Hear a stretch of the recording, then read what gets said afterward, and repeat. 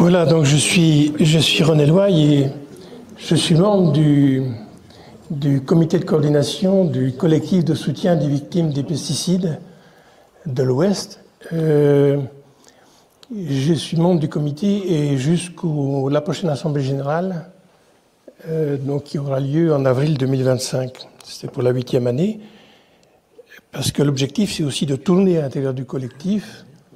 Même si tout a été dit, ce qui est aussi important, c'est de montrer le fonctionnement atypique de cette équipe. Michel et Christian ont fait une excellente démonstration. Ce qu'on veut surtout à l'intérieur du collectif, c'est que ce soit la parole des victimes. On est là pour accompagner les victimes et ne pas parler à leur place. On a plusieurs cas où ce sont les deux personnes de la même famille qui décèdent des conséquences des pesticides. Et ce qu'on oublie souvent de dire, c'est que si le paysan est impacté, quand il met son linge dans la machine à laver, il impacte l'ensemble de la famille. Et ça, je pense qu'on oublie de montrer que les effets collatéraux sur l'ensemble de la famille se répercutent de jour en jour, d'année en année. On était au mois d'avril à 560 personnes, dont 160 personnes reconnues en maladie professionnelle et 71 dont les dossiers sont en cours d'instruction.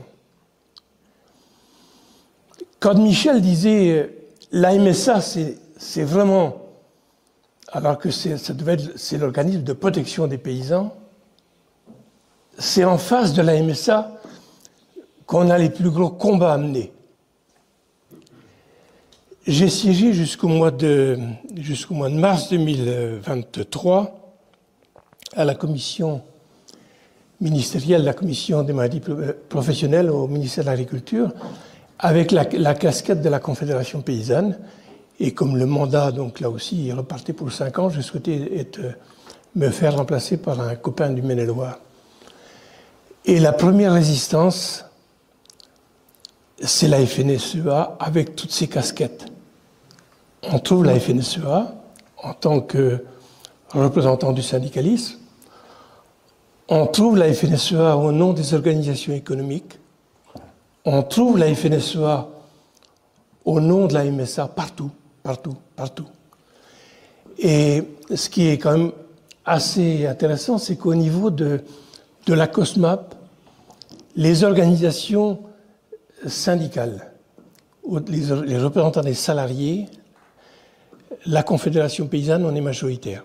Donc ça veut dire que même si c'est un organe consultatif, ils ne peuvent pas nous écrabouiller. Parce que c'est bien de ça qu'il s'agit.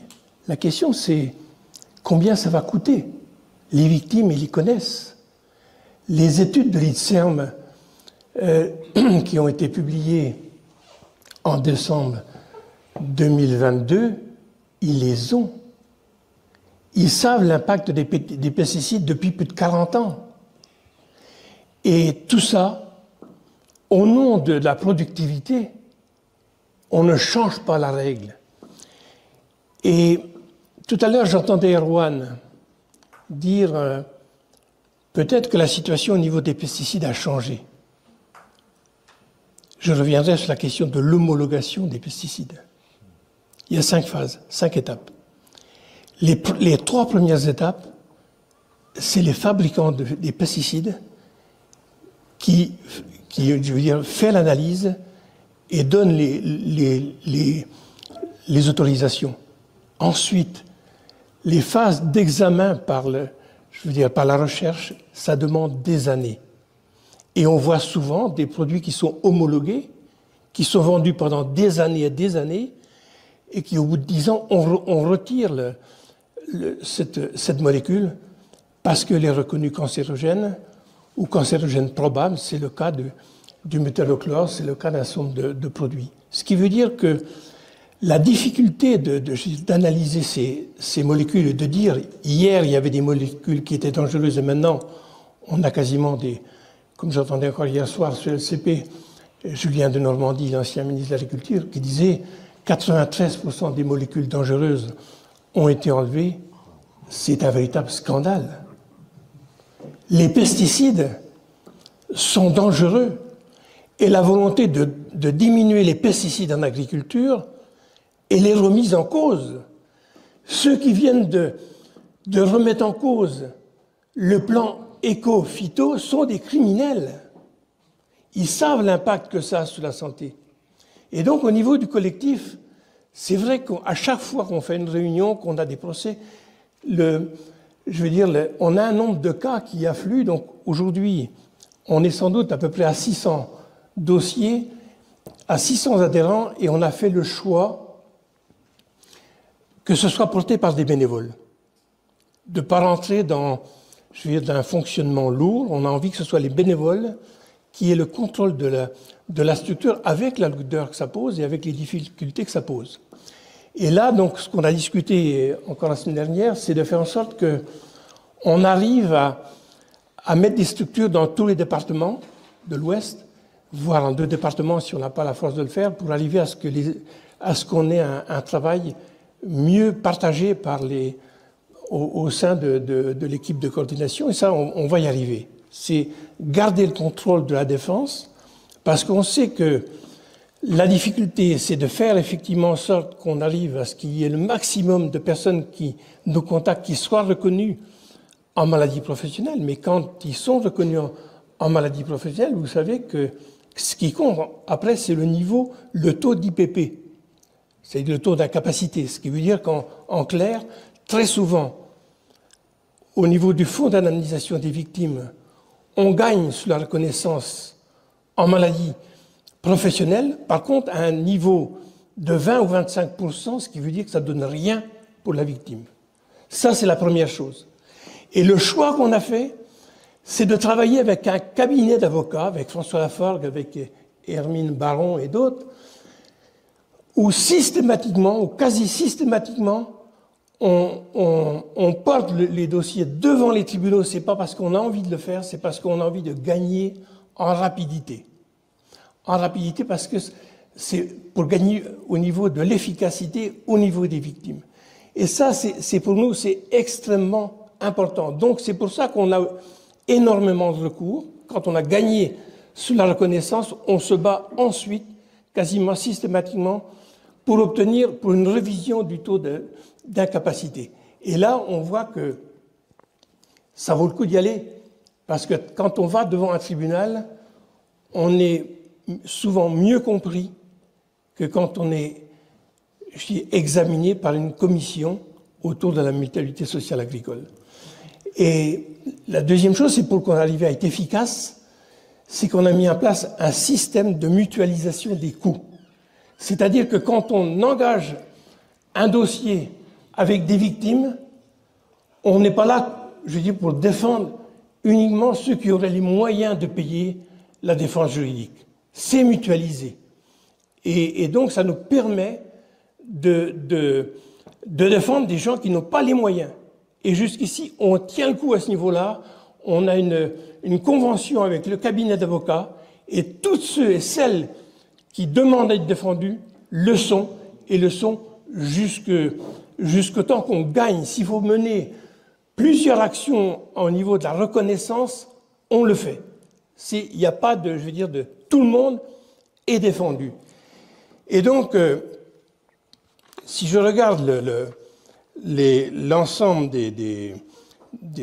au niveau des pathologies, c'est ce qu'a dit tout à l'heure Jean-François, c'est qu'on a une grande partie, ce sont les maladies neurologiques, hein, l'impact des pesticides sur le déclenchement des maladies neurologiques. Et on a même, ce qui est quand même assez important, c'est qu'on a des maladies qui ne sont pas reconnues, qui ne sont pas inscrites au tableau des maladies professionnelles, et on a gagné un certain nombre de cas. On a même gagné sur 2 dossiers, à titre posthume, des gens qui sont décédés depuis plusieurs années, et on a fait reconnaître la maladie. Ce qui veut dire qu'il faut qu'on aille vite. Dès qu'on a quelqu'un, dès qu'on a autour de nous, dans nos familles, dans nos villages, des gens qui sont malades, la question c'est c'est d'agir vite pour gagner auprès de ces victimes et qu'ils soient pris en compte.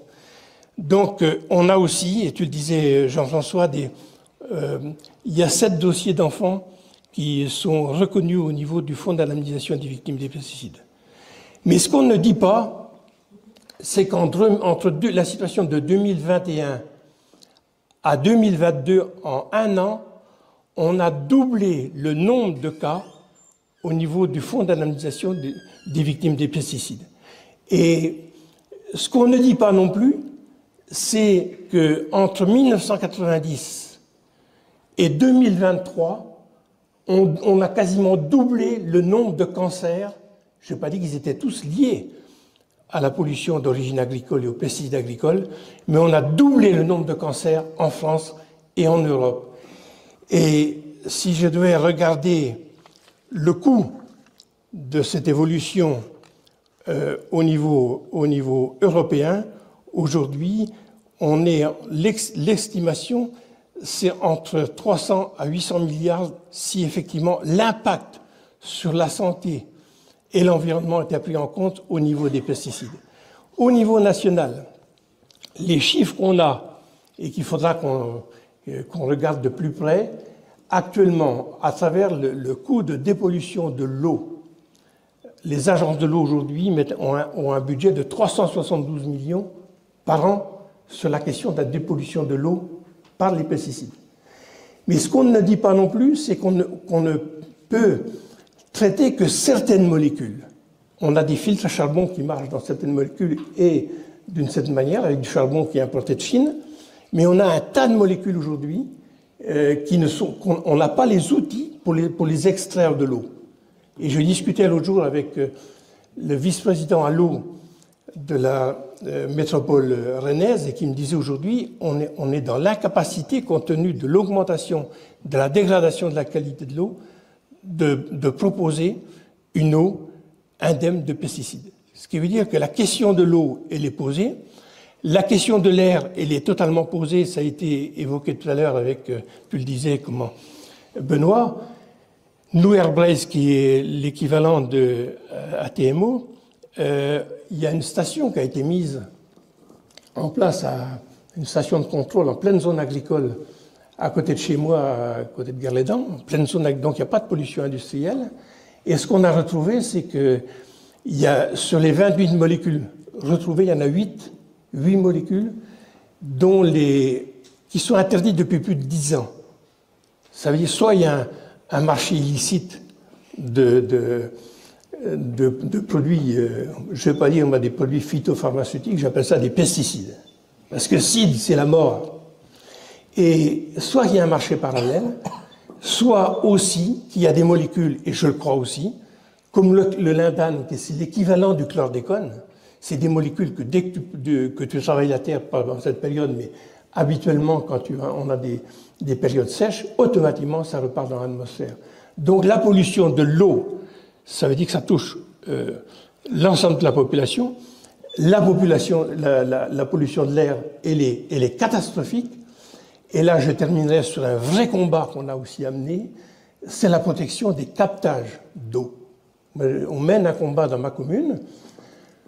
Il y a 60 000, un captage qui est autorisé pour 60 000 mètres cubes an, population 450 habitants, et on a découvert en 2021 qu'on avait un taux de métallochlore qui avait doublé. Et donc, quand on a, par hasard, qu'on a trouvé l'analyse en mairie, il y avait une petite ligne, un petit caractère, le maire était censé informer les populations à risque, c'est-à-dire les nourrissons, les femmes enceintes et compagnie. Et quand on est allé à la mairie rencontrer le maire, il nous a dit « mais si j'en parle, je vais affoler la population ». Alors que c'est une question de droit. On s'est battu. Et on a dit on veut effectivement être informé, que tous les mois il y ait des analyses de fait de l'eau.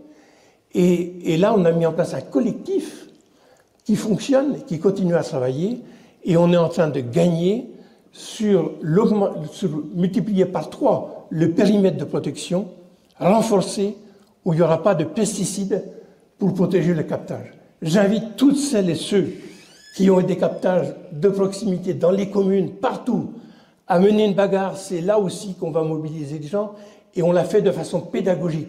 On n'est pas là à montrer du doigt les 2 ou 3 paysans qui ont pollué. On a dit on veut un débat au niveau de la commune, un débat citoyen. L'eau, c'est la vie. Et on a organisé une réunion dans la commune à Saint-Mahieu. On pensait être minoritaire. Et on a eu 60 personnes qui sont venues débattre avec nous en disant on veut construire ensemble et on veut se réapproprier une eau de qualité, une eau pour l'ensemble de la population. Voilà, merci.